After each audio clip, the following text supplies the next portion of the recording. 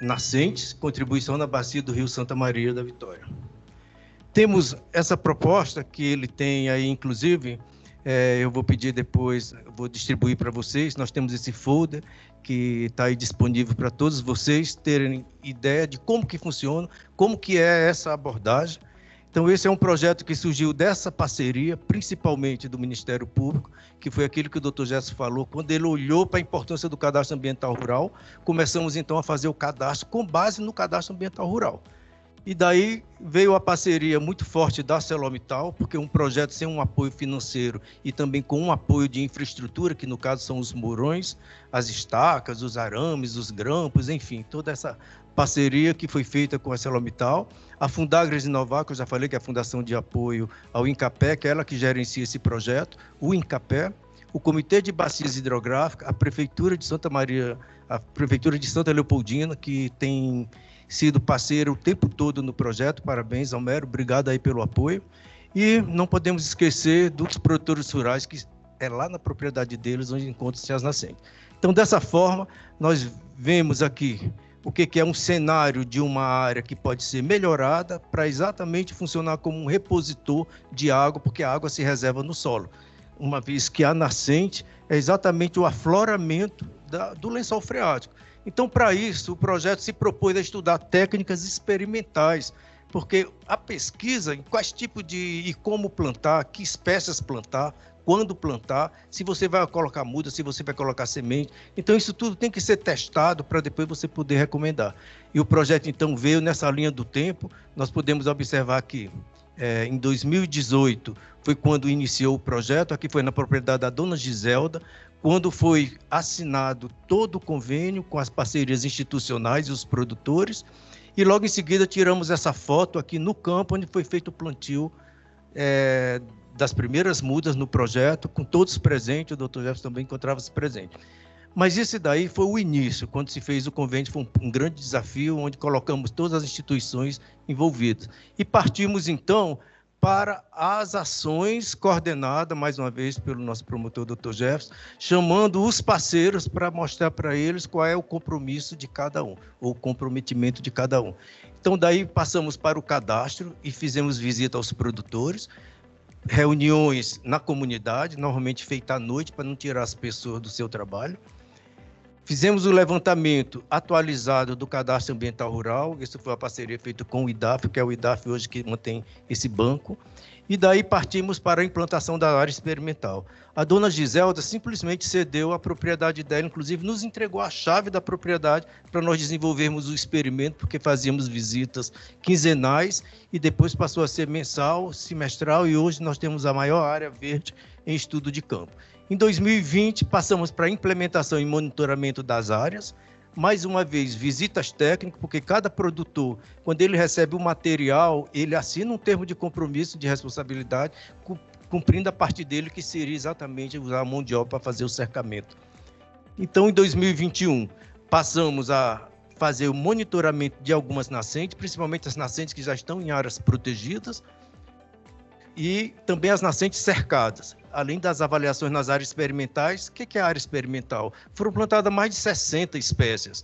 E a gente queria ver como que é o comportamento dessas espécies, porque você planta e tem umas que sobrevivem, outras que não sobrevivem. Então, com base na sobrevivência dessas espécies, nós passamos a recomendar para todas as outras nascentes nessa região. Daí, partimos para a elaboração também dos resultados que foram publicados em artigos científicos, e os resultados foram avançando cada vez mais, a ponto de conseguirmos fazer uma renovação do convênio, e agora, dessa vez, expandindo não só na área do Crubixá, expandindo para a área do Mangaraí. E o projeto foi avançando cada vez mais. Em 2022, continuamos fazendo o levantamento agora nas áreas novas do Mangaraí, com novas entregas de materiais. Aqui vocês estão vendo os mourões, ou as estacas, tudo sendo distribuído, estacas, arames e grampos, e partimos para o monitoramento, também com medição de vazão, para a gente ter noção qual seria o grau de recuperação de cada uma dessas nascentes. E começamos a, então, fazer eventos de educação ambiental, envolvendo também a comunidade e a questão das escolas. Em 2023, Começamos mais efetivamente a publicação dos artigos científicos, de até custo de implantação de nascentes, os novos produtores que foram cadastrados. Já tem temas que estão sendo utilizados para dissertação de tese de mestrado. Aqui nós temos a equipe apresentando num dos congressos. E aí vem a parte melhor do projeto, que foi o nosso grande parceiro, a ArcelorMittal, entendendo da importância e das demandas também, os resultados sendo apresentados. Expandiu o projeto, então, para toda a bacia do Rio Santa Maria. Então, hoje nós estamos atendendo toda essa bacia, o que já era uma demanda dos outros municípios, né, porque nós temos vários afluentes, principalmente Santa Maria de Jetibá, Santa Teresa também, e hoje o projeto já está com toda essa área de atuação. Enfim, essa é a linha do tempo, mas para vocês entenderem um pouco como que se começa um projeto desse, essa daqui é o tamanho da área experimental na propriedade da dona Giselda. Então, vocês vão ver que no centro nós temos aqui a nascente. E essa nascente ela é toda georreferenciada, e com base no entorno dela, a gente vai fazer estudos compatíveis com cada topografia, cada paisagem, enfim, relevo, profundidade de solo, que é isso que linka muito com a questão da bacia hidrográfica e a preservação de água nas nascentes. Partimos, então, a limpar a área que vocês estão vendo, e aqui já temos o primeiro produto, que são as mudas que foram plantadas em viveiro de espera. Foram plantadas também mudas mais novas, então aqui nós estamos usando esse perfurador, que é do projeto, com equipe. Fizemos, inclusive, a parceria até com mão de obra presidiária, que em algum momento deu um apoio lá com a coordenação do Incapé, que tem uma fazenda em Viana que já utiliza essa mão de obra, e utilizamos essas mudas aqui, e aí vocês podem ver que é diversificado, e aqui nós temos mais de 60 espécies da Mata Atlântica, do bioma Mata Atlântica, que estavam sendo testadas nessa região de Santa Maria. Você vê que a região é íngreme, aqui eu estava quase já caindo, né, escorregando aqui, estamos colocando mais uma muda no campo, e essa é que é a grande realidade. O resultado do projeto é que realmente assim encanta tanto para quem está trabalhando como para quem está recebendo. E é muito mais fácil porque você tem um quebra de paradigma, porque o produtor, no primeiro momento, ele era resistente. O Dr. Jefferson sabe muito bem disso. Usamos a base do cadastro ambiental rural para que ele entendesse da sua necessidade. E aí fizemos, então, tudo tem esse comprometimento, não é só entregar. Então, o projeto Nascente, ele entrega um projeto agronômico, que eu vou mostrar para vocês como que é, onde aqui o produtor também, ele se compromete a fazer a parte dele. Então, nós temos aqui a entrega desse projeto, o pessoal da Celor estava junto, e aqui nós temos o Dr. Jefferson e toda a nossa equipe aqui, da prefeitura, vereadores, enfim, que foi uma entrega muito interessante durante um evento que nós fizemos para essa função. O mais importante é que não tem nada de graça, alguém paga a conta. Essas estacas não são baratas. Então, a ArcelorMittal, ela doou essas estacas, e essas estacas só podem ser entregues mediante um compromisso de recebimento, porque a gente tem que ter controle de tudo que você está fazendo.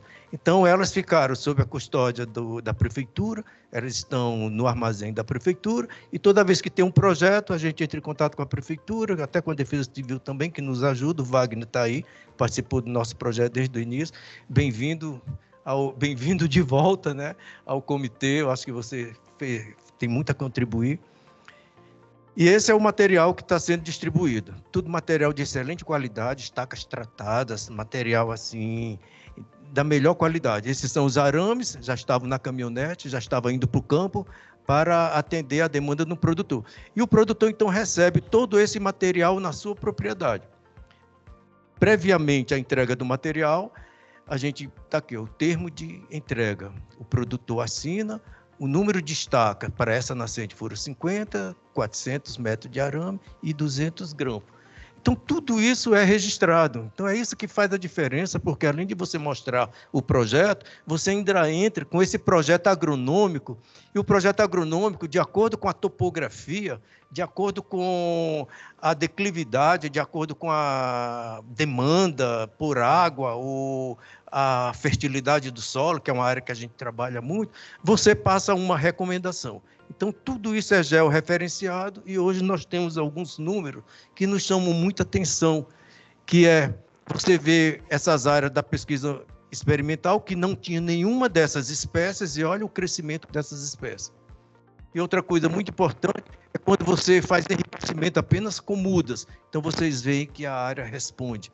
Então, com isso, você tem uma maior interceptação dessa chuva forte. A chuva termina infiltrando no solo, que é o nosso objetivo, e vai abastecer os lençóis freáticos. Então, como você pode ir a campo recomendar alguma coisa se você não testou previamente? Então, você tem que ter pesquisa experimental com repetição. Então, o papel do INCAPé, então, eu como coordenador da pesquisa nessa área, foi fundamental. Então, aqui nós fizemos apenas o cercamento dessa nascente. Está vendo aqui? No passado foi uma nascente. Olha só, você só tem lembrança da nascente, né? Você não tem a nascente mais aqui. Mas com o cercamento e utilizando já dessa vegetação no seu entorno, a gente espera que aconteça uma recuperação natural. A técnica número 2, aí o cercamento, o que acontece? Em 2019, olha como é que estava essa região. Olha em 2023, com apenas o cercamento, olha a capacidade de recuperação que teve essa nascente. Então, somando uma nascente com todo o conjunto de nascentes que estavam completamente degradadas, você vê a contribuição do projeto. A técnica número 2, você faz apenas enriquecimento. A área já tinha alguma vegetação, você insere a diversificação da vegetação e hoje nós temos essa cobertura. A técnica número 3, você usa chuva de sementes, que a gente usa, mas não é só uma semente, é uma semente coletada em bancos de sementes do bioma Mata Atlântica. Então, quando você leva uma semente, você não leva apenas uma espécie, você está levando mais de 60 espécies junto. Aí que você tem a riqueza da biodiversidade, porque tem aquelas espécies que crescem rápido, que a gente chama que são as espécies pioneiras. Então, ela cumpre o papel porque ela cresce rápido, sombreia, aí vem aquela que são a secundária, né, que vem na segunda geração, e vem a terceira. Então, tudo isso tem um conhecimento para você ser aplicado, para ter sucesso nesse empreendimento. Então, vocês estão vendo aqui, ó, diferentes sementes, de tamanhos também diferentes, para que a gente tenha, no final, essa diversificação de espécies, que é o que a gente chama hoje de diversidade, que vai gerar uma biodiversidade. Essa técnica nucleadoras, ela é importante porque você traz solo de um bioma onde ela tem várias sementes aqui e micro-organismos e coloca numa área que não tinha nada. Então, é como se você estivesse incubando aquele solo que estava degradado. Então, essa técnica aqui já promoveu esse enriquecimento e hoje as aves se alimentam de frutos. E no trato intestinal, essas sementes vão ser dispersadas no campo. Então, se você monta poleiros, quando elas sobem nos poleiros e com as fezes dela, e abrigos de aves também, termina gerando o que a gente vê aqui. Então, isso tudo são técnicas. Aí você, recuperação de nascente. Não é só recuperar nascente, é um conjunto de informações devidamente mensurada para que você hoje tenha isso daqui, ó, uma técnica nucleadora antes e hoje, 4 anos depois, olha como é que essa região virou. Isso é que a gente diz que é recuperação da cobertura agroflorestal, porque recuperando a cobertura agroflorestal, você cria condições de recuperação das características de solo, com melhoria da porosidade do solo, porque o solo é onde retém, então tem poros, macroporos, que são os poros maiores, e os microporos que retêm umidade e ar também, que é fundamental na recuperação de uma área degradada. Dessa forma, nós temos aqui, ó, a semeadura antes, olha como é que era essa região, só usando semente, 2 anos depois, como é que ficou? A mesma coisa a regeneração natural. Fizemos apenas o cercamento e, naturalmente, essa área se recuperou sozinha. É um processo mais lento, mas também é uma das opções. Então, o que a gente quer dizer com isso? O que a gente quer mostrar com isso é que somente no município de Santa Leopoldina, e aí, doutor Jefferson, esse é o resultado do grande projeto Nascente. Nós temos mapeadas 287 nascentes, foram cercadas já 56, estão sendo monitoradas 174 e em processo de cercamento 10. E semana passada nós tivemos a adesão de mais um produtor, um pecuarista, que vai cercar mais 20 nascentes. É esse trabalho que cada dia mais, e você sempre presente, o doutor Jefferson sabe disso, e o prefeito Homero sabe disso, toda semana a gente está passando aqui, a gente dá bom dia, toma um cafezinho e vai a campo, porque o trabalho, e aí, doutor Luciano, ele acontece no campo. Esse projeto, ele acontece no campo, você tem um contato, você convive com a comunidade. E eles se interessam porque também eles veem os resultados, que é o que a gente está vendo aqui. Olha as áreas cercadas, olha toda a área aqui recuperada. Aí, quando a gente mostra que já foram distribuídos em torno de 5 mil unidades de mourões, 20 mil unidades de grampo, 50 mil metros de arame. A gente vê essas entregas aqui dos eventos de educação ambiental, que já foram 2, e reuniões com comunidade, lembrando que nós tivemos uma pandemia, em algum momento a gente teve que restringir o acesso às propriedades. Aqui nós temos aqui mais um registro, né, o Dr. Jefferson presente, nessas áreas dos eventos de educação ambiental. E aqui é uma leitura de medição de vazão dessas nascentes. Já estamos chegando no finalmente, mostrando simplesmente os números do projeto Nascente, que já foram publicados 6 artigos científicos.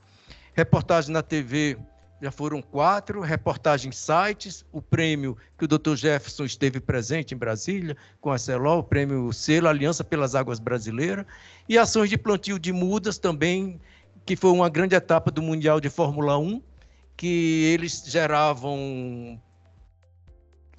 eles consumiam CO2, então o projeto serviu como uma compensação dos créditos de carbono. Então, aqui nós temos as matérias que foram veiculadas, aqui em cima nós temos aqui o projeto Nascente em destaque. Aqui foi a equipe do projeto SESI, que foi para Liverpool, participar desse prêmio por ter compensado o carbono que eles estavam gerando, a poluição que eles estavam gerando, foi toda compensada com o projeto Nascentes. Aqui foi a publicação num dos congressos, aqui a Roberta, que é da área ambiental da ArcelorMittal, e aqui é o prêmio, né, doutor Jefferson, deveria ter trazido, que aí mostrava para todo mundo, que é um prêmio muito bonito, de cristal. Esse daqui foi a primeira série que saiu, Águas do Espírito Santo, então esse foi o projeto Nascente foi muito bem veiculado, mostrando, e aí teve os depoimentos dos agricultores, né? E teve também esse projeto aí na comunidade do Mangaraí, que foi quando ele foi expandido para o projeto de nascentes, para atender a área do Mangaraí. Igual, Fábio, a gente já tinha o projeto das águas e das paisagens, né? E o Mangaraí é uma área que merece essa atenção. Estamos aí. Esses são os congressos do ZENCOB, que é o Encontro Nacional de Comitê de Bacias.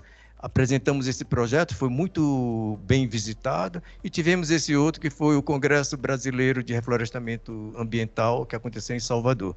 Então, são projetos dessa natureza que tem o componente de pesquisa, ele tem o componente de campo, tem o componente de atendimento ao produtor e tem a parceria de todas as instituições junto, porque o objetivo é que você tenha a recuperação da cobertura agroflorestal, e com a recuperação da cobertura agroflorestal você cria condições para que haja o desenvolvimento e recuperação da nascente.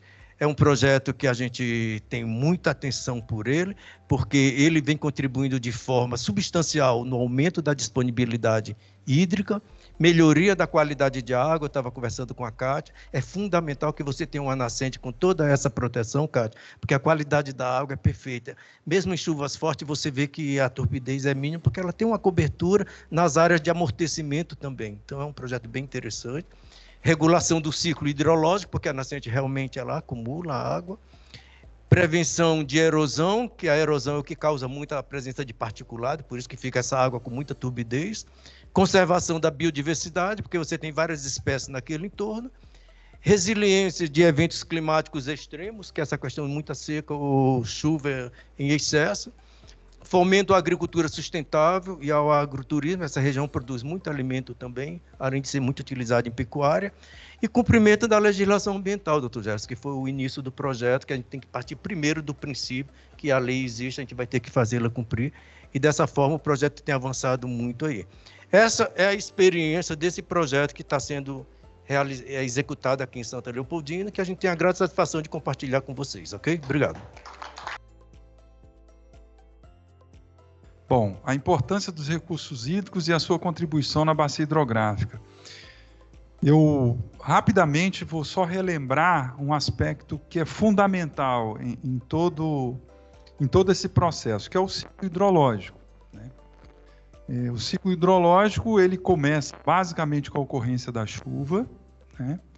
A chuva ela vai atingir a bacia hidrográfica, ou seja, a porção do território. Uma parte dessa água vai infiltrar no solo, a outra parte vai escoar superficialmente. né? Isso, no final da rede de drenagem, na maioria das situações, vai parar no mar, né? E por um processo de evapotranspiração na bacia e pela evaporação dos mares, dos oceanos, você tem a massa d'água de novo gerando chuva e o ciclo vai se completando. Bom, essa é a característica de forma simples do ciclo hidrológico, só que nós estamos passando por um processo de uma alteração muito significativa nesse ciclo hidrológico. E qual é essa alteração? O primeiro grande motor dessas alterações é o aquecimento global. A mudança global do clima tem, de alguma maneira, influenciado muito em alterações de temperatura e em alterações nos regimes de chuva. Então, não significa que a água está saindo do planeta Terra ou ela está chegando de outro lugar. Ela está aqui. Só que, neste ciclo hidrológico, nós estamos sofrendo perturbações muito fortes, influenciadas pelo processo de mudança global do clima, mas influenciados também por um processo histórico de perda de proteção nas nossas bacias hidrográficas. E o que eu chamo de proteção das bacias? A cobertura florestal é a principal proteção que a gente tem nas nossas bacias hidrográficas. Agora, um arranjo produtivo e uma propriedade rural bem cuidada, o Dr. Jefferson citou muito o CAR hoje aqui pela manhã, e consequentemente o PRA, que é o Plano de Recuperação Ambiental da Propriedade, ela também cumpre uma função importante no sentido de tentar regular esse ciclo hidrológico. Por quê? A parte da água que vem da chuva, que deveria infiltrar mais no solo, ela está escoando muito superficialmente. O nosso grande desafio é tentar inverter isso, ou seja, fazer com que mais água infiltre no solo e menos água escoe superficialmente. E a gente consegue isso basicamente fazendo recuperação florestal em áreas importantes de recarga, fazendo boa manutenção em estradas vicinais. Aqui a presença dos prefeitos, eles sabem como isso é desafiador, né? Mas uma estrada vicinal bem manejada, com uma estrutura de drenagem, ela evita muito o carreamento de sedimento dos nossos rios, e fazendo uma boa ocupação e gestão do uso do solo. Por exemplo, não permitindo loteamentos ou ocupação de áreas importantes para a recarga de recursos hídricos. Então, essa basicamente é a nossa principal ação para tentar equilibrar melhor esse ciclo hidrológico. A bacia hidrográfica, o recurso hídrico, na verdade, ele vem de todo esse processo de uma boa gestão da bacia hidrográfica. E o que tem na bacia hidrográfica? Tem pessoas, tem cobertura florestal, tem biodiversidade, tem produção agrícola, tem produção industrial. E nós precisamos de ter políticas públicas que façam uma boa gestão de todos esses arranjos produtivos para que a gente também não impacte a água, ou seja, os rios e a rede de drenagem que está ali. E, ao mesmo tempo, os rios e a rede de drenagem, ela também funciona como um indicador de saúde da bacia. Ou seja, se nós temos um rio que está com muito sedimento, com muito barro, com muita terra ali dentro dele, esse é um indicativo que a bacia hidrográfica não está indo bem, né? E isso remete a problemas muito sérios, por exemplo, para a CESAM fazer o tratamento e retirar esse sedimento da água e fornecer água para a população. Se a água ela tem um grau de poluição, de poluentes muito alto, nós não vamos ter mais biodiversidade aquática ali. Então, nós vamos ter perda de peixes. Para quem depende da pesca, isso é um problema. Nós vamos começar a ter desequilíbrio nos ecossistemas aquáticos. Então, tudo que acontece na bacia vai impactar de alguma maneira os recursos hídricos. E, ao mesmo tempo, os recursos hídricos são fundamentais para que as coisas aconteçam na bacia. Então, é um processo de interdependência, né? Porque não existe atividade humana que não dependa da água. Não existe.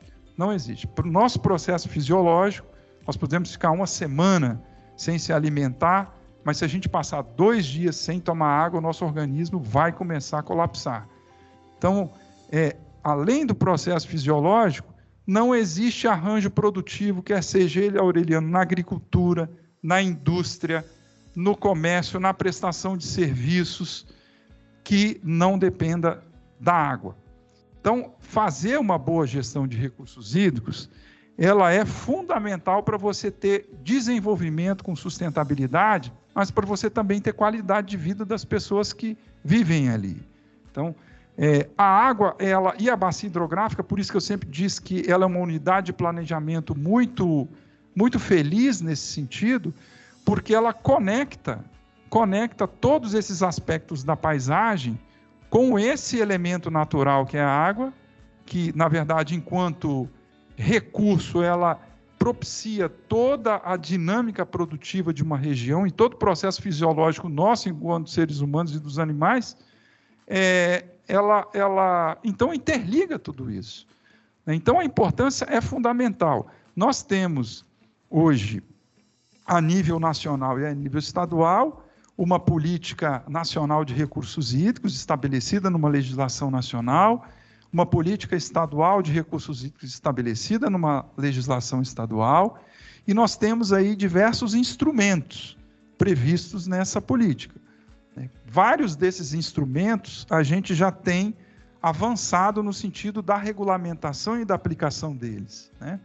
Eu cito alguns aqui como exemplo. A outorga, por exemplo, é um ato autorizativo para fazer o uso da água, né? Então, qual é o principal objetivo da outorga? É criar um mecanismo que utiliza o cálculo de balanço hídrico para que a gente tenha uma distribuição equilibrada da água dentro da bacia, para que nenhum usuário fique com água demais e o outro usuário fique com água de menos.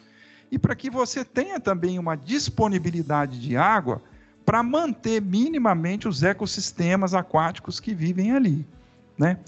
Então, a outorga é esse instrumento de controle a nível de balanço hídrico, mas nós temos outros instrumentos também, como o plano de bacia, muito importantes. O plano de bacia é o principal norteador das ações em cima de um diagnóstico bem feito, que devem acontecer, que basicamente vão convergir para essas linhas de recuperação florestal, de ampliar a sistemática de tratamento de esgoto, de fazer uma melhora na ocupação do solo, de melhorar a malha de monitoramento que a gente precisa fazer numa bacia, monitoramento de chuva, monitoramento de vazão de rio, monitoramento de qualidade de água.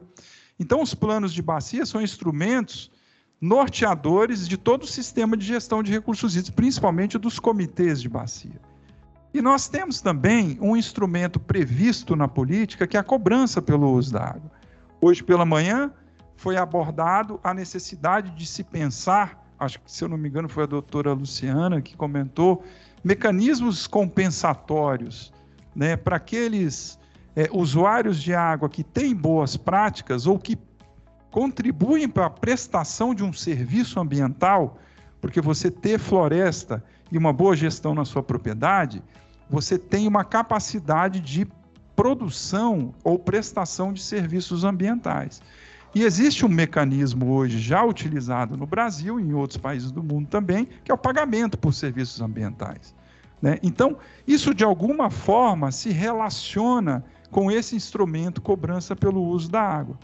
A cobrança pelo uso da água, inicialmente, ela tem o objetivo de tentar racionalizar, ou seja, induzir o uso racional da água, que é uma prática que tem que ser adotada assim, como uma prática essencial e fundamental, né? Nós temos um país e uma região sudeste com uma relativa quantidade de água, mas essa quantidade relativa já está ficando prejudicada, porque nós estamos passando por alterações, como eu mencionei. Então, a cobrança pelo uso da água, ela visa induzir o uso racional da água, mas, ao mesmo tempo, gerar um recurso para que se façam investimentos na bacia, no que diz respeito à recuperação, para que você tenha um mecanismo financeiro para induzir projetos importantes, como o Aureliano acabou de apresentar, e outras iniciativas de recuperação da bacia. Os principais usuários sujeitos à cobrança pelo uso da água no Espírito Santo são o setor de saneamento e o setor industrial. O setor da agricultura já existe uma legislação que, de alguma maneira, enxerga o produtor, principalmente o produtor familiar, o produtor agrícola, como um produtor de água.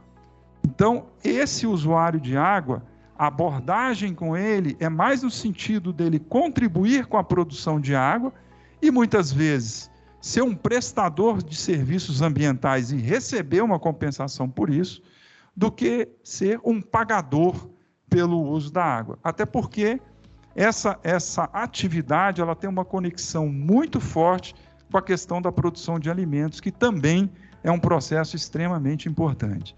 Então, nós temos diversos instrumentos de gestão previstos nessa política que já estão sendo aplicados hoje. O enquadramento dos corpos d'água é um outro instrumento de gestão muito importante.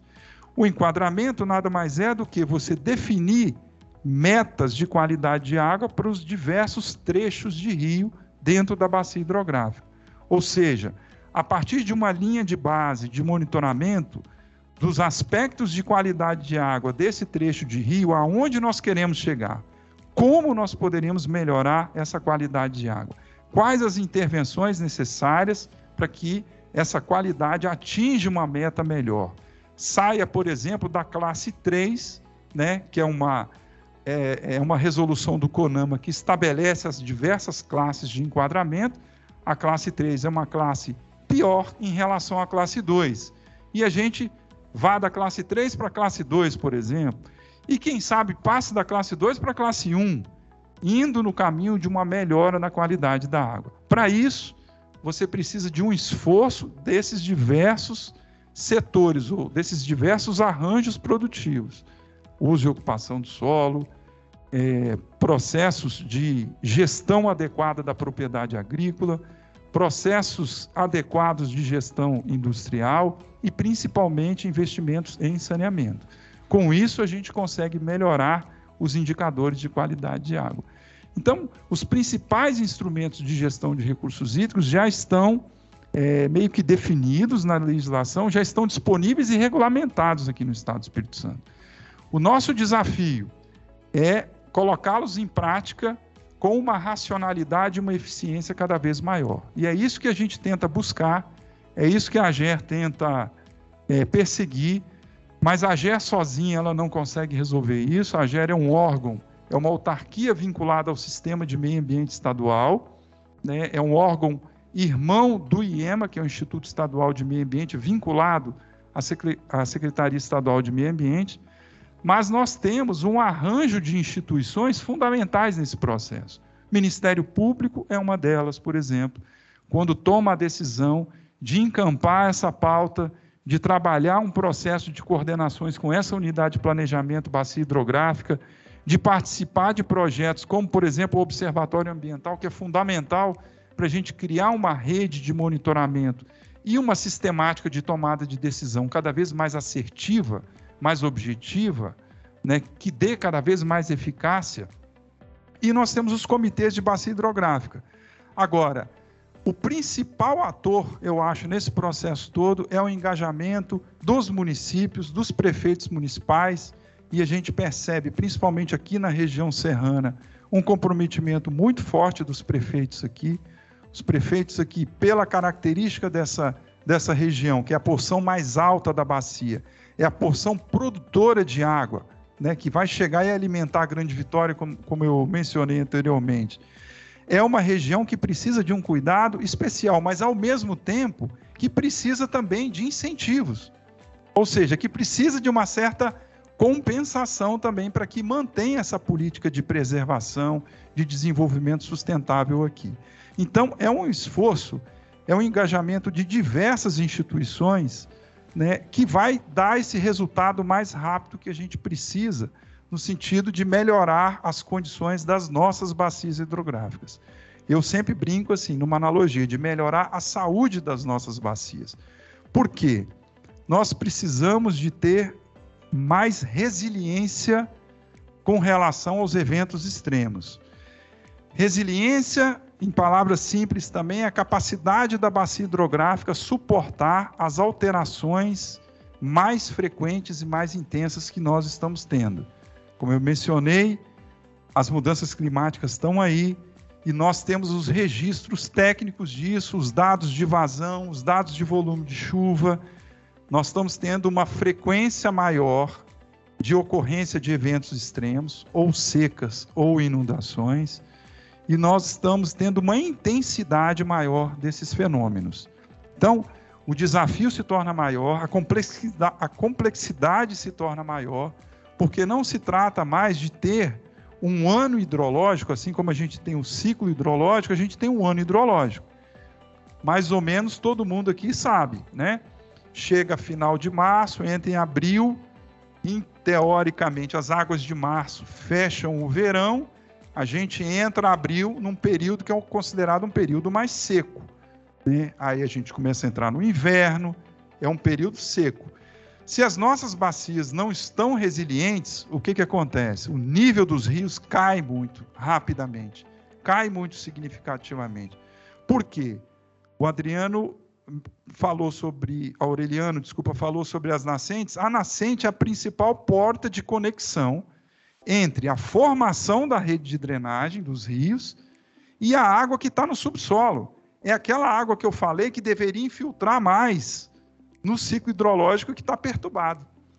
Então, assim, a gente tem que fazer cada vez mais a água infiltrar no solo, porque no período seco, é essa água do subsolo que vai fazer a nascente funcionar e manter o rio num nível minimamente adequado para manter todas as funções produtivas, né, fisiológicas e ecossistêmicas da bacia hidrográfica.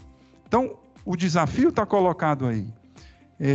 Nós temos que cada vez mais ter um esforço orquestrado, planejado. Temos um governador hoje no Espírito Santo, Renato Casagrande, muito comprometido com esse tema.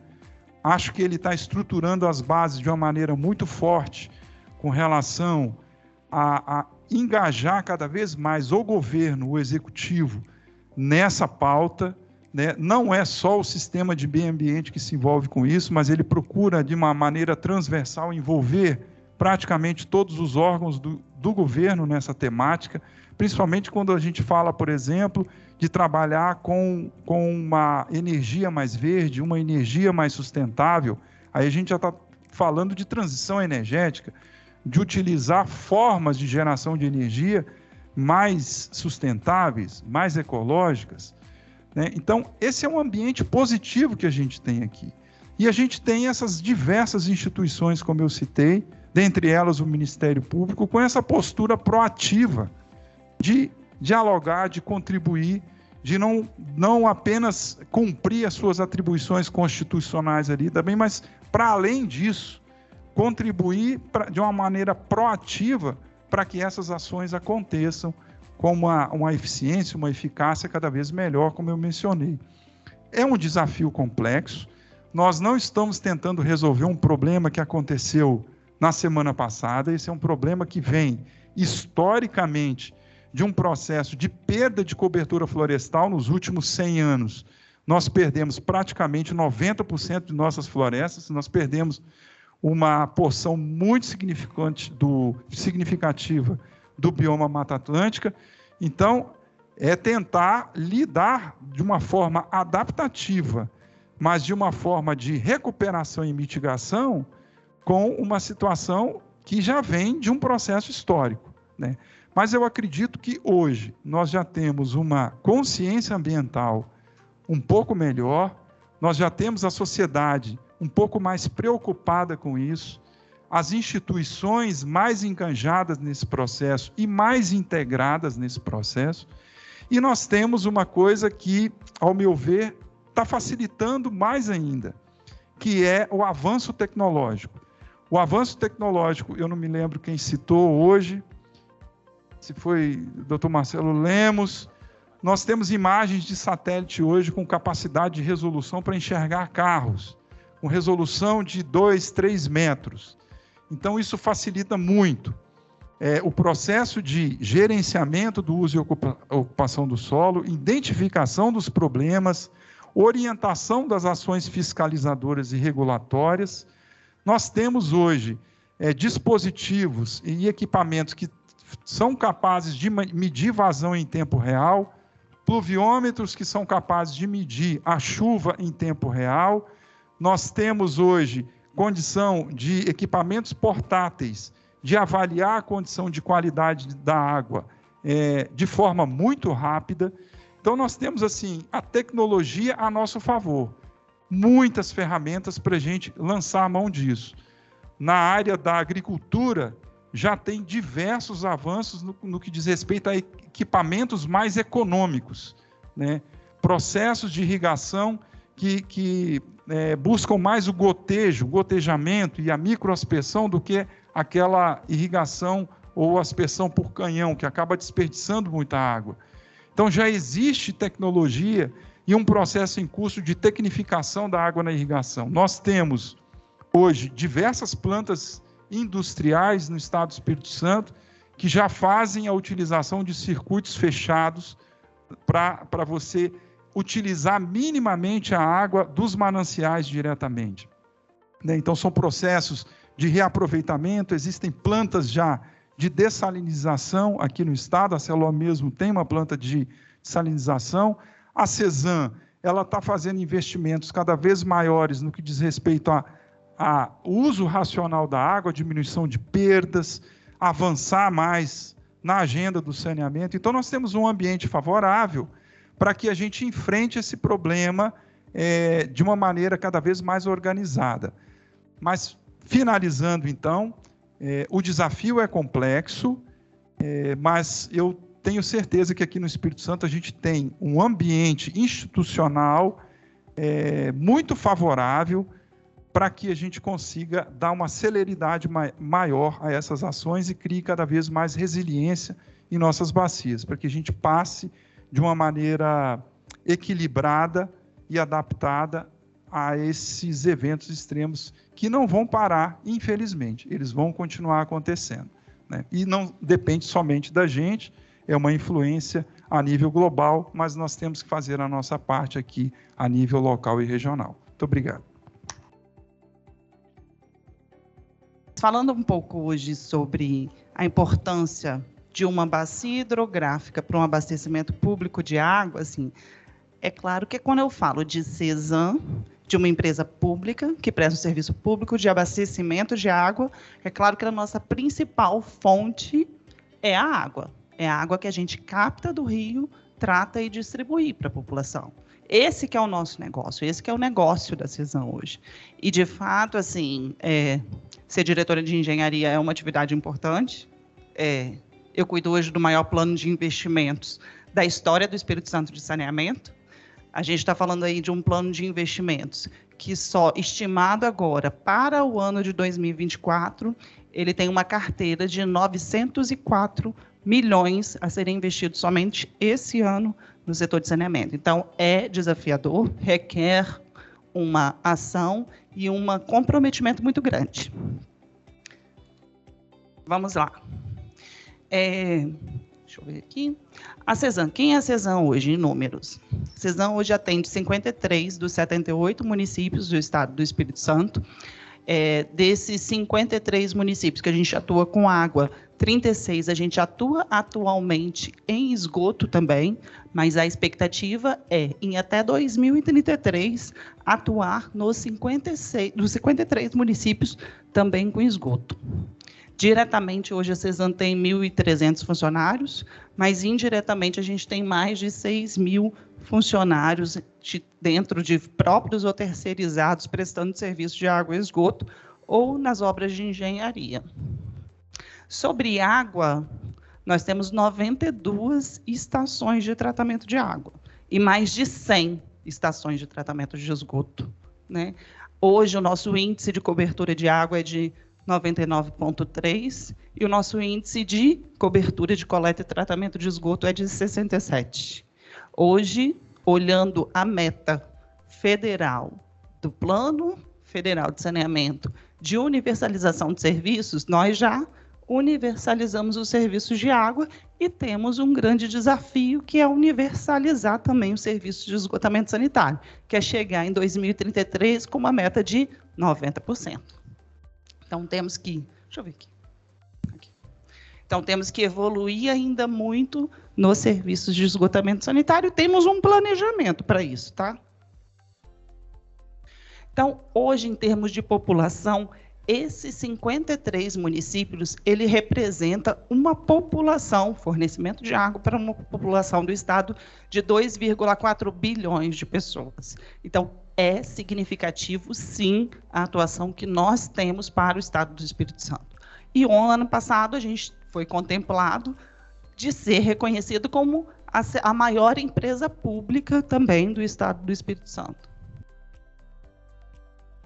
A população que a gente atende, você pode olhar de 78 municípios, a gente atende com 53, pode parecer poucos municípios, mas isso representa 73% da população do estado hoje tendo serviços ofertados pela CESAM, tá bom?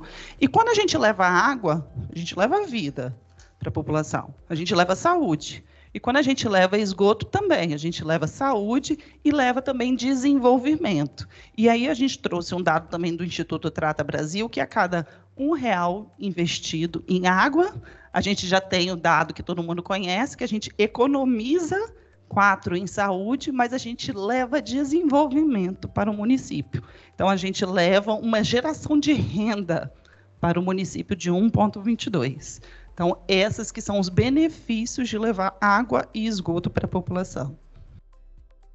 Como hoje nós vamos falar sobre a importância da bacia hidrográfica do Rio Santa Maria para o abastecimento público, a gente trouxe aqui um mapa da região hidrográfica e dizemos que assim, essa bacia hidrográfica ela é importante, ela é significativa e ela também tem uma área considerável.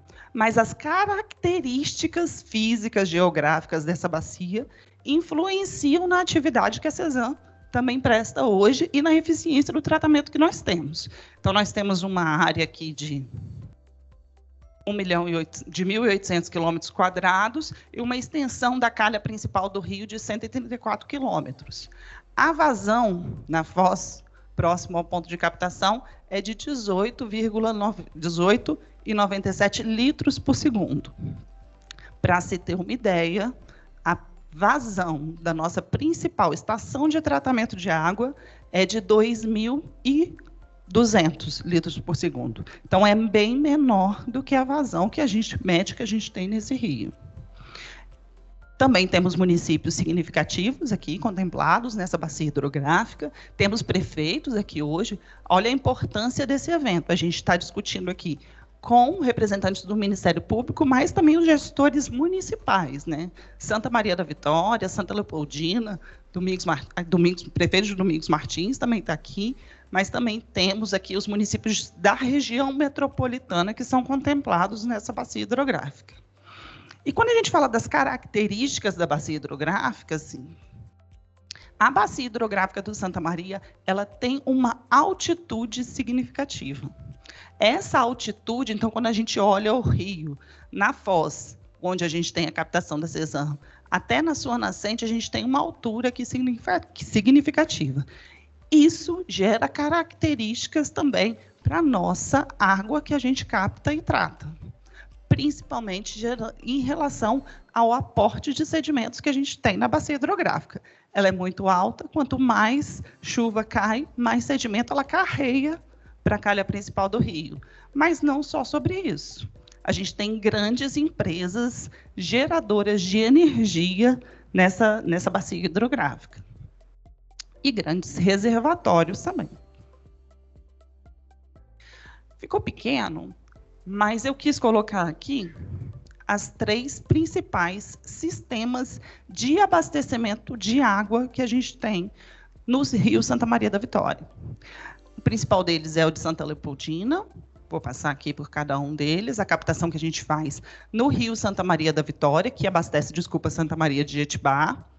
O segundo é a captação no Rio do Prata, que abastece a sede de Santa Leopoldina. Então, assim, em termos de vazão, é importante, em termos de efetividade, a gente tem que essas captações produzem água para abastecimento público dessas cidades. Só que mais do que isso, a gente tem que uma grande captação que fornece água para 2 estações de tratamento de água que abastecem a região metropolitana da Grande Vitória, né? Então, a captação do que a gente chama de Sistema Santa Maria, ela, em termos de volume, é muito significativo para a empresa.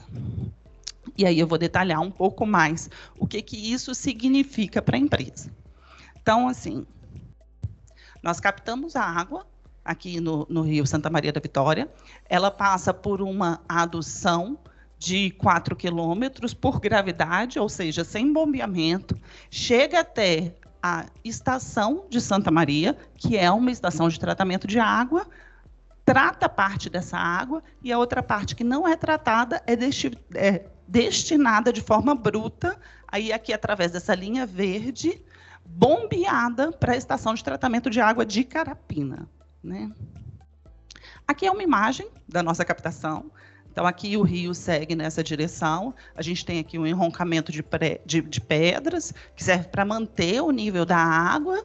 E aqui o nosso tratamento, o nosso gradeamento e a caixa de areia. Daqui que segue numa adução de 4 quilômetros, que é nessa linha amarela, até a estação de tratamento de água de Santa Maria. Essa é a estação. Qual a tecnologia dessa estação? Flotação por ar dissolvido. Ela iniciou a operação em 94 e a vazão, a produção de água dela hoje é de 348 litros por segundo. Isso é muito? Não, mas é significativo para a CESAM. Ela abastece parte da região de Cariacica, parte do contorno ali de Cariacica. Grande Nova Rosa da Penha.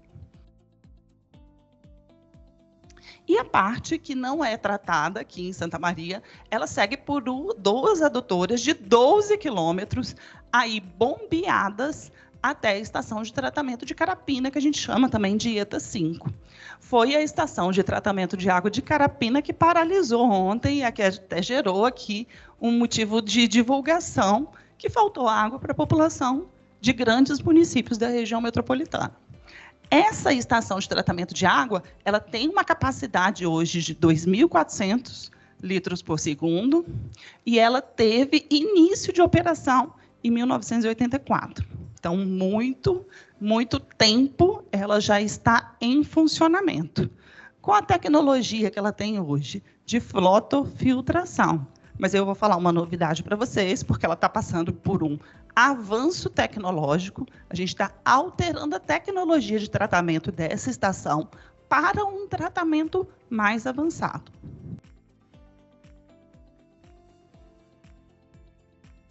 Para tratar essa água tão importante e em volumes tão significativos, o que influencia? A qualidade da água que a gente capta no rio. Então, todo dia, isso já é rotina para o operador da estação. Chega lá fazer uma análise para ele saber a quantidade de produto químico que ele vai adotar, que ele vai dosar naquela estação de tratamento. Então, a qualidade da água do rio é significativa para nós. E as características da bacia é que influenciam na qualidade da água do rio. E no Rio Santa Maria, a gente tem questões que realmente não facilitam a evolução dessa qualidade da água e pioram cada vez mais a qualidade da água que a gente vem captando.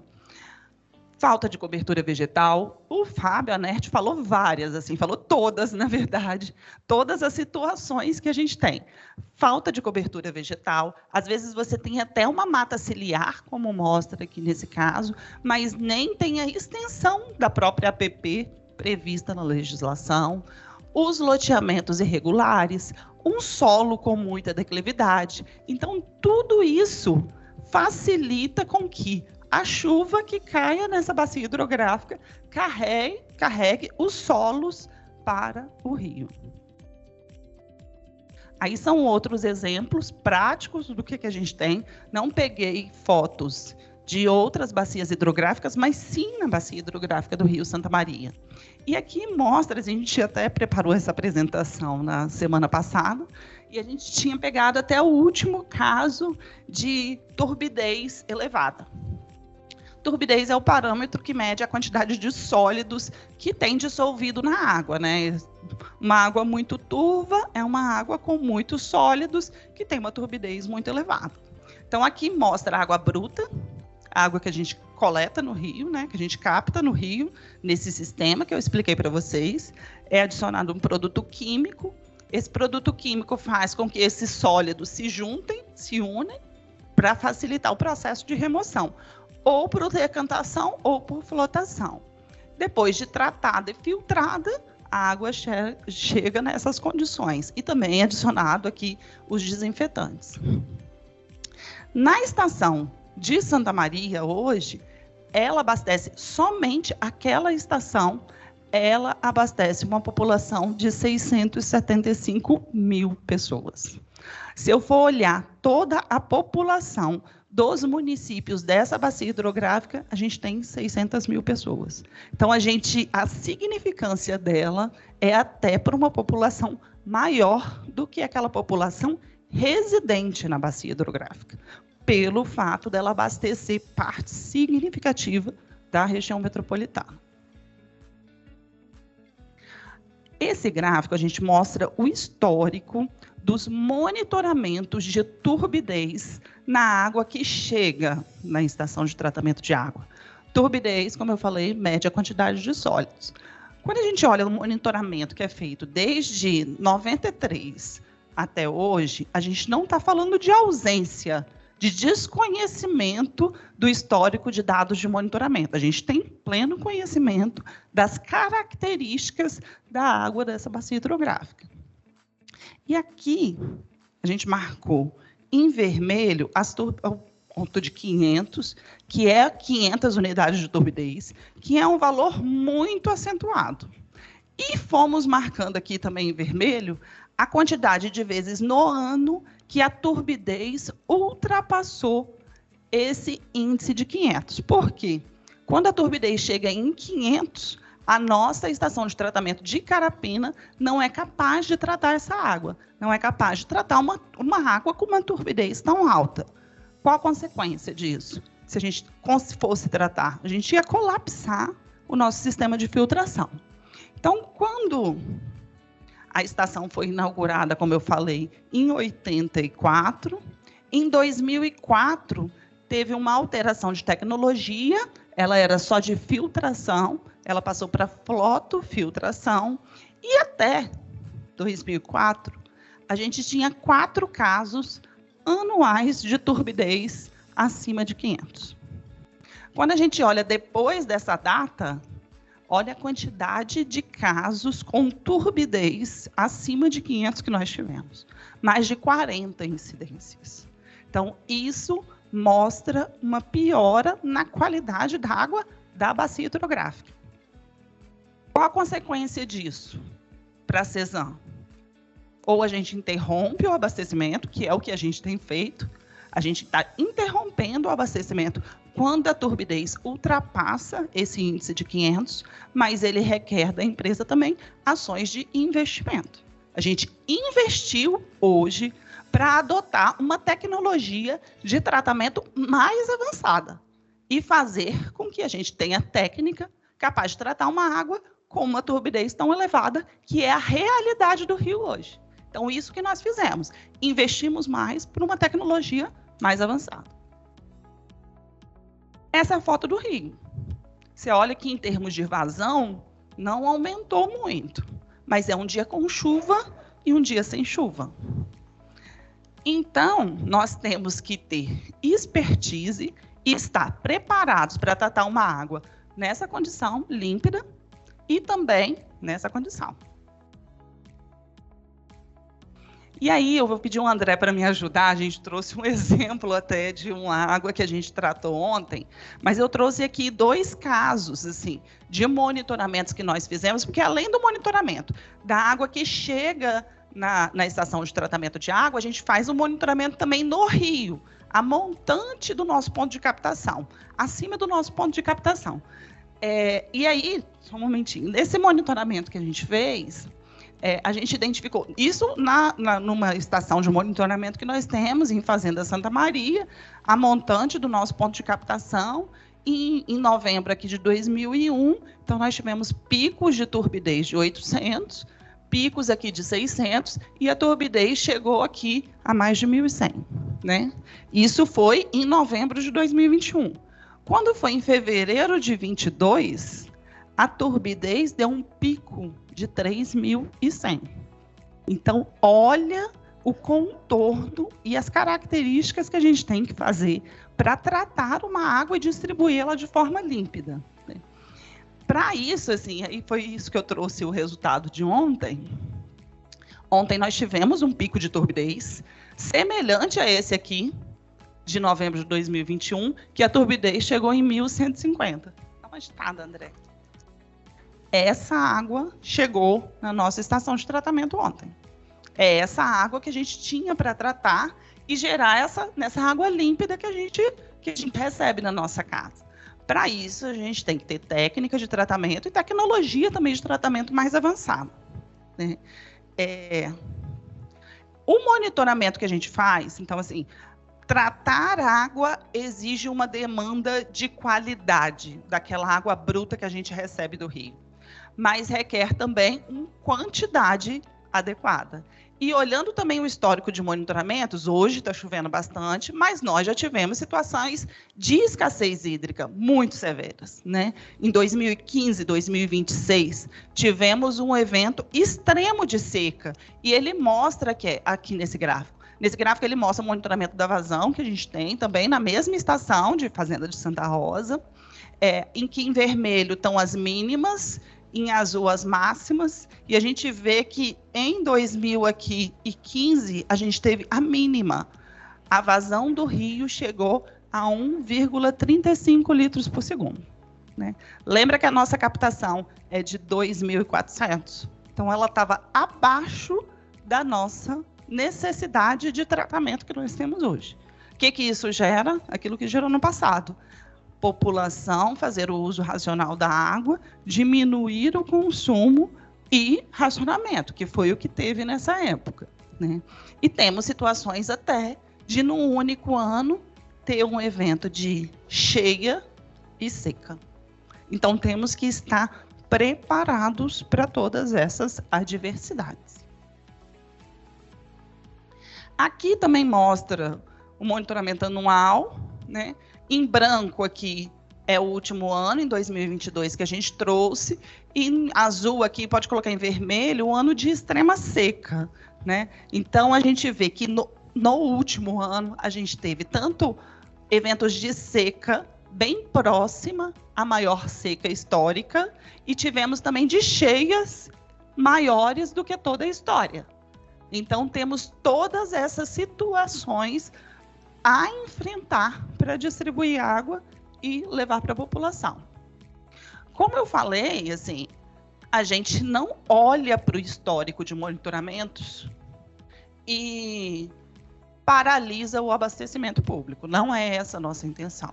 A gente investe para realmente evitar esse tipo de paralisação e ter um abastecimento contínuo e regular, que é como nós devemos prestar o serviço de abastecimento de água.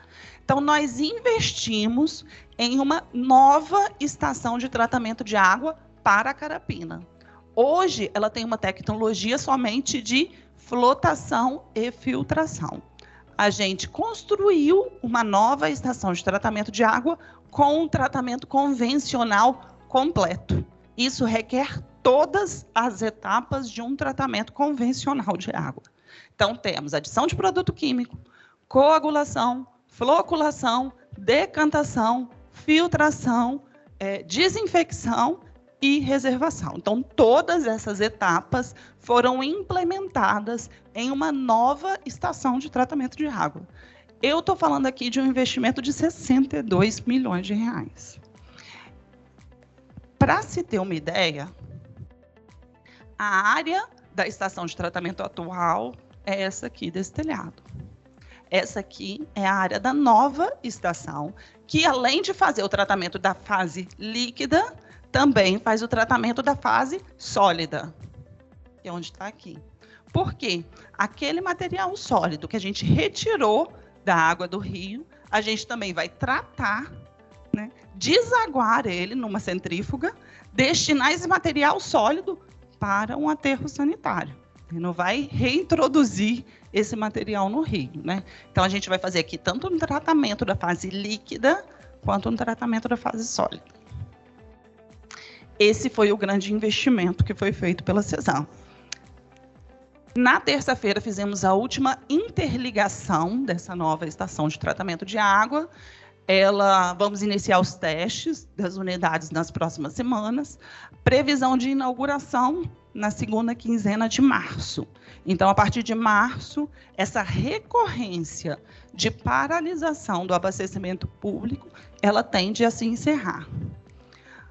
Mas eu acho que a gente não deve parar por aí, né? A gente fez o investimento, eu acho que a empresa fez o seu trabalho, adotou a sua postura, que é investir e ter tecnologia para tratamento, a tecnologia mais avançada. Mas a gente tem que pensar também aqui de forma conjunta em ações de preservação da bacia hidrográfica, né?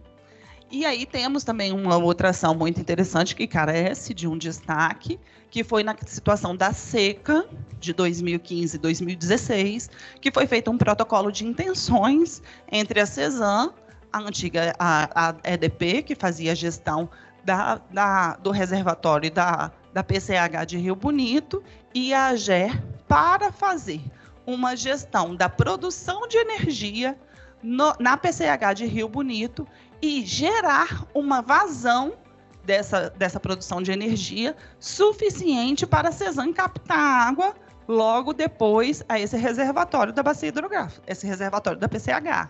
Então, a produção de energia e a liberação de água dessa pequena central hidrelétrica, ela tem que ser o suficiente para a gente captar água logo a montante, né? Então, a gente fez esse protocolo de intenções, de entendimento, e viemos fazendo essa gestão. Então, vai chegar no momento que o abastecimento público de água ele vai ter que ser priorizado e a geração de energia ser diminuída para a gente fazer justamente essa priorização, né? Além dessas ações conjuntas, além de investimento, gestão conjunta, também temos ações de monitoramento do corpo da água, né? E aí temos uma ação muito interessante, até que foi financiada pelo Banco Mundial, faz parte aqui do projeto Águas e Paisagem, também foi citado pelo Aureliano e pelo Fábio, que é o monitoramento do Rio Mangaraí, da subbacia do Rio Mangaraí. Então, ela corresponde a quase que 10% da bacia hidrográfica do Santa Maria. Fazemos monitoramento tanto em todo o Rio Mangaraí, quanto nos afluentes no Mangaraí, e fizemos um balanço de qual a carga de sedimento que cada uma dessas subbacias está tendo para o Rio Santa Maria. Então, sabemos onde está o problema. Não é que a gente tem ausência de conhecimento. A gente sabe onde está o problema.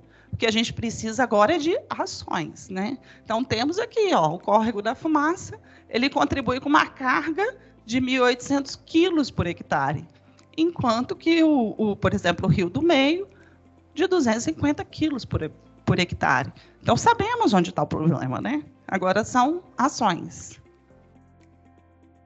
Ações que já foram desenvolvidas. Recapeamento das vias, né? O próprio asfaltamento, porque, como o Fábio falou também, o asfalto ele é um grande gerador. A falta de asfalto também é um grande gerador de sedimentos, né? Esses são... Já acabei. Esses são alguns exemplos que nós trouxemos. Assim, parabenizamos novamente pela iniciativa da gente fazer um evento e discutir quais as ações conjuntas estão sendo feitas para a gestão da bacia hidrográfica. Eu acho que a Cesan tem muito a contribuir. Nós somos o principal usuário que tem na bacia. É uma bacia, como eu falei, de grande importância. Ela abastece quase que 30% do total de clientes da Cesan. Então, é uma bacia significativa. A gente tem feito investimentos na preservação da bacia hidrográfica, mas também investimentos em melhoria tecnológica para conseguir ter uma técnica de tratamento condizente com a característica da água que a gente está captando, né? Bem, eu coloco à disposição também para o debate, acho que a gente tem muitas ações conjuntas aqui, até um protocolo de entendimentos a ser feitos, e a CESAM está à disposição. Obrigada. Pronto. Falar um pouquinho sobre a ArcelorMittal em números, né? Ela foi fundada em 83, ocupa uma área de 13,5 milhões de metros quadrados, metade disso é área verde, então temos aí uma área verde que é o equivalente a 800 campos de futebol. Temos uma produção de 7 milhões e meio de toneladas por ano em placas e bobinas laminadas a quente, e para isso contamos com o apoio de 5.100 empregados diretos e mais 4.000 indiretos. E esses números, né, fazem da ArcelorMittal Tubarão a maior produtora de aço das Américas, e temos como propósito produzir aços inteligentes para as pessoas e para o planeta. Os nossos valores são sustentabilidade, segurança, liderança e qualidade. Bom, um pouquinho sobre o Plano Diretor de Águas. O Plano Diretor de Águas é um documento que rege toda a gestão hídrica da ArcelorMittal Tubarão. Mas a gestão hídrica, a preocupação com esse recurso veio de muito antes da existência do Plano Diretor, porque o Plano Diretor nasceu um ano antes da crise severa que a gente teve em 2015, 2016. Ele nasceu em 2014.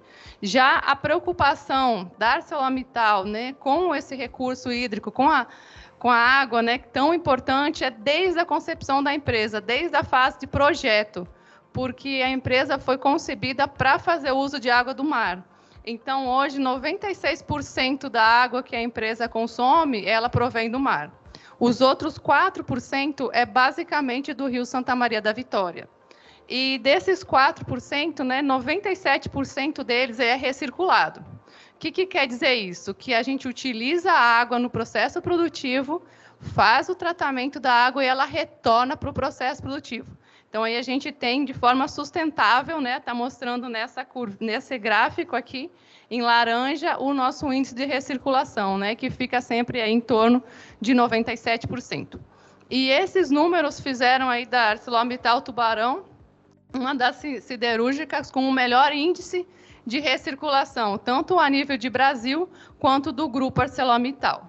Esse gráfico, ele mostra a evolução do consumo, né, desde 2014, quando que implantamos o Plano Diretor de Água, tivemos aí uma redução de 35%, e ela se manteve sustentável ao longo dos anos.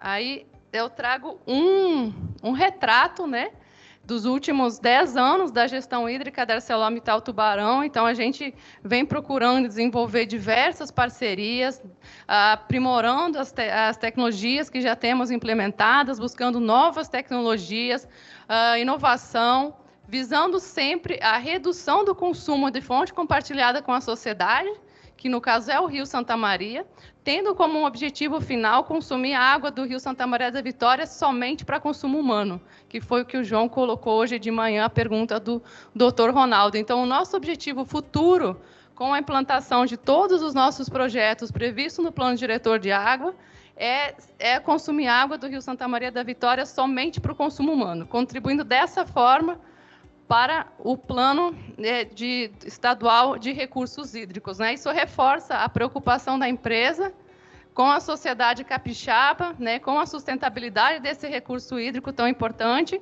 E mais à frente eu vou falar um pouquinho sobre a planta de dessalinização, sobre o projeto da PMI, sobre os nossos reusos que são utilizados. Bom, um pouquinho sobre a planta de dessalinização. Ela tem uma capacidade instalada para dessalinizar 500 metros cúbicos por hora de água do mar. Ela foi construída de forma modular, então ela pode ter esse volume triplicado, né? Basta a gente colocar mais 2 módulos, né, igual ao que a gente tem hoje. ela faz uso da energia produzida pela própria empresa, porque a ArcelorMittal Tubarão ela é autossuficiente em energia. Então, a energia consumida pela planta de dessalinização corresponde a apenas 1% de toda a energia produzida pela empresa. E a planta situada hoje na ArcelorMittal Tubarão é a primeira, né, do grupo ArcelorMittal no mundo e também a maior do Brasil, né, para fins industriais. Ela é fruto de 5 anos aí de projeto, de estudo, de desenvolvimento, né? Nela temos o que tem de mais moderno de tecnologias, então, é a osmose reversa, a tecnologia que é utilizada nos Estados Unidos, na Austrália, em Israel.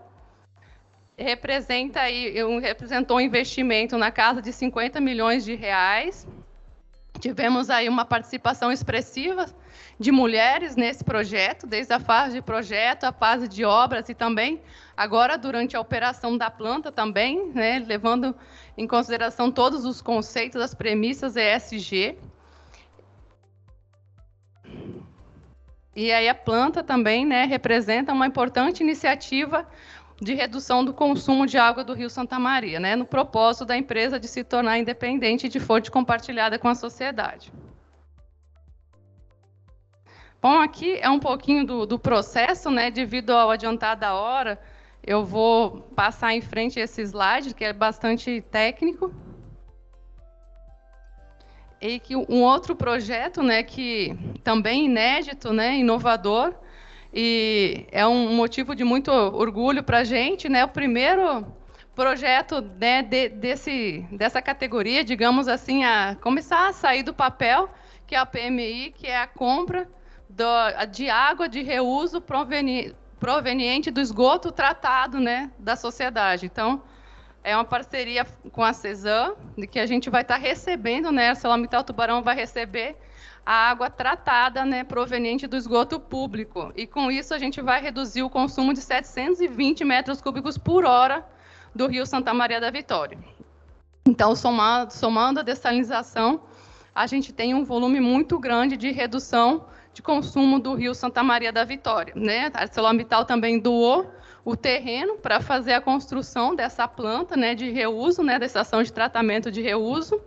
É uma iniciativa que contribui muito para o Plano Estadual de Recursos Hídricos, para a sociedade capixaba como um todo, né? Também para a bacia aqui do Rio Santa Maria da Vitória, que é um manancial que abastece a empresa de água doce. Então, é um projeto muito importante para o Estado e que pode ser replicado também, né, ou ainda por outras empresas, outros tipos de iniciativa. Eu acredito que é o primeiro de muitos que possam vir pela frente, né? Sobre iniciativas internas, né, a questão do fomento do reuso. Então, a gente investiu em 2016 na modernização da nossa estação de tratamento de água de reuso. Foi um investimento de 23 milhões. E foi o maior investimento privado em reuso, né, do Estado à época, né, em 2016. E hoje ela tem uma capacidade, né, para fazer reuso de 400 metros cúbicos por hora de água, então contribui para aquele índice de recirculação de 96% que eu falei lá no começo. Além da questão da planta, da estação de tratamento, né, a gente também tem tratamentos de água no interior do parque industrial que fazem o reuso da água. Temos uma gestão de consumo muito forte, cada área operacional tem uma meta de consumo de água, e essa meta é cobrada diariamente, né, caso tenha algum desvio. Também temos reuso, por exemplo, da coqueria para pagamento de coque. Fizemos uso de polímero para as pilhas de coprodutos, de minério, de tal forma que a gente reduz o consumo de água. O polímero é como se fosse uma calda de chocolate que coloca no sorvete, forma uma casquinha, e com isso reduz a ação do vento sobre o material que está estocado. Da mesma forma, nas vias, ocorre a aplicação de um produto, um polímero também, que tem essa mesma função. Então, a gente tem aí a redução do consumo de água para controle, né, de emissão de material particulado em vias. Vamos. Agora, falando um pouquinho sobre a biodiversidade, né, que também envolve a temática hídrica. Então, primeiro, sobre o Cinturão Verde, eu tenho aqui 2 fotos, essa que está no cantinho redondinho aqui, é quando da concepção da empresa, e aqui a situação atual, né? Se percebe que a gente tem um cinturão verde bem rico, né? Tem uma fauna muito bem desenvolvida, uma flora, são mais de 2 milhões aí de árvores e arbustos que contribuem, né, para a preservação. Temos o projeto Borboletas da Mata Atlântica também, que temos eles há 20 anos, então é 20 anos que a gente vem trabalhando com a pesquisa, né, de borboletas, e a gente lançou agora, em 2021, o projeto Borboletas Cores da Mata Atlântica. Parceria com o projeto Tamar, são 20 anos já de parceria, mais de 5.000 tartarugas catalogadas. Esse é o maior ponto de coleta e captura das tartarugas verde do estado do Espírito Santo. Ele fica localizado lá no canal de retorno da água do mar. A água que é utilizada para o processo produtivo retorna pelo canal de retorno de água do mar, e é nesse canal que as tartarugas ficam e que o Tamar desenvolve as atividades. Eles fazem a pesagem das tartarugas, medem as tartarugas, colocam um chip nelas para conhecer a característica migratória, faz exame de sangue para ver como que está a saúde das tartarugas. E algumas tartarugas já foram capturadas mais de uma vez no mesmo ponto, né? O que significa que elas gostam de estar ali, que é um local agradável para elas, porque elas saem e retornam sempre para o ponto. E também, na mesma linha do projeto Tamar, a gente tem o projeto Caimã, que ele incentiva a pesquisa do jacaré do papo amarelo. Dentro da empresa temos o maior refúgio, né, de jacarés do papo amarelo, mais de 540 jacarés catalogados, e acontece da mesma forma que com as tartarugas, né? Eles são pesados, medidos, é feito exame de sangue, possuem um chip e é feito todo um monitoramento. Então, aí a gente tem algumas parcerias, tanto com o Tamar quanto com o Instituto Marcos Daniel, aí no caso do projeto Caimã. Aqui é sobre o aplicativo HidroES. Eu não sei se vocês já ouviram falar dele, se vocês já o conhecem, mas ele é uma ferramenta muito importante de gestão hídrica. Ele é fruto de 2 acordos de cooperação técnica, um junto à AGER e ao Ministério Público, e outro junto da Arceló com a Universidade Federal do Espírito Santo e da UFAL. O HidroES, ele mostra online a vazão atual do Rio Santa Maria da Vitória e também uma projeção para os próximos 10 dias. Também é possível ver o histórico, né, do último ano num determinado ponto. Basta que você escolha o ponto, né, dentro da bacia, você pode escolher o ponto, ou você pode digitar a localização, ou também pode habilitar o GPS, se você quer um ponto próximo daqui, que ele vai mostrar quanto que está a vazão, tanto no Rio Santa Maria, quanto dos afluentes. Então, assim, uma excelente ferramenta para planejamento da gestão hídrica, tanto para o poder público, para a iniciativa privada, e para a sociedade como um todo, para a agricultura também, né, para a previsão, né, mais assertiva dos próximos dias quanto à irrigação. E ele está disponível gratuitamente, tanto na Apple Store como na Google.